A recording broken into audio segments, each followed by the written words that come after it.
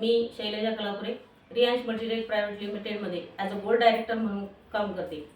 ह्या काकांना आपण 1 महिन्यापूर्वी आपलं अमृत ज्यूस आणि ऑर्थोजी हे औषध आपण दिलं होतं। आपण त्यांच्या तोंडातूनच ऐकू की त्यांना काय त्रास होत होता आणि त्यांना ह्या आपल्या औषधामुळे काय रिझल्ट आहे। नमस्कार काका। नमस्कार। तुम्हाला पहिले काय त्रास होत होता? हात दुखत होता, दंड आणि खूप दुखत होता, तर असा हात वर सुद्धा निघत नव्हता। हे घेतल्या आणि अमृत ज्यूस घेतल्यापासून असा पूर्ण हात वर जातं आणि दुखणं पण थोडं कमी झालेलं आहे। मग तुम्ही लोकांना काय सजेस्ट करा, हे अमृत ज्यूस आणि ऑर्थोजी घ्यावं की नाही घ्यावं? ऑर्थोजी आणि अमृत ज्यूस घ्यावं, शरीराला उपाय करत नाही।